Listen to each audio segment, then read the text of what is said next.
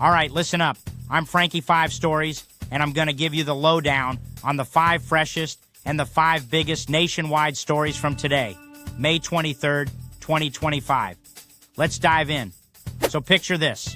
Kim Jong Un rolls up to the Pyongyang shipyard on May 21st to see his shiny new 5,000-ton Choi Haiyan-class destroyer make its grand splash, only to watch it belly flop and capsize like Fat Tony in the pool after a few drinks.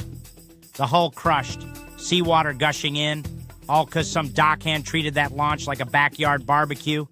Absolute carelessness, Kim snarled, calling it a criminal act and serious accident right in front of the whole regime. Word is, satellite photos show the warship lying on its side, looking about as seaworthy as a lead balloon.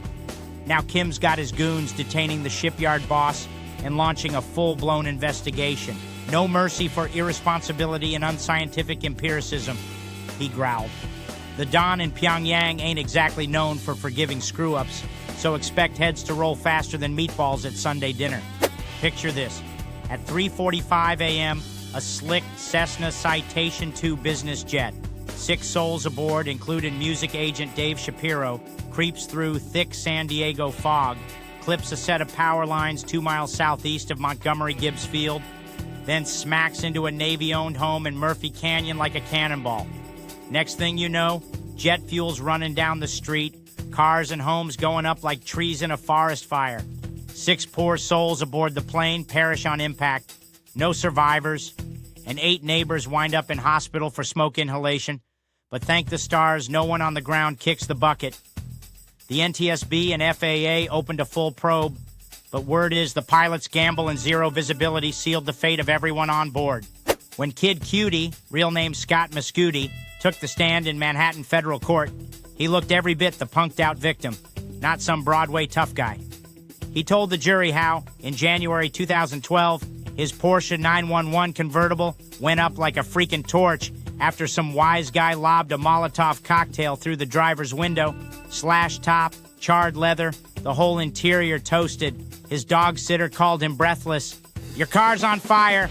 And Cudi rolled up to find his ride looking like burnt lasagna. He didn't flat out finger Diddy, but prosecutors reminded jurors that Cassandra Cassie Ventura testified her ex, Sean Diddy Combs, was jealous enough to threaten the arson.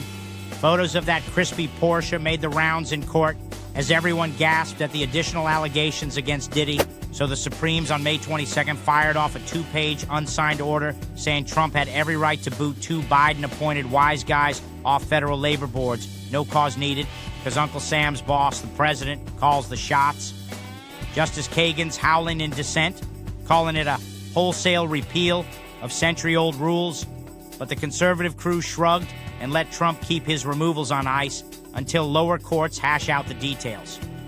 Those regulators, Gwynn Tough Cookie Wilcox on the NLRB and Kathy Harris over at the Merit Systems Protection Board, got the boot faster than you can say Mamma Mia.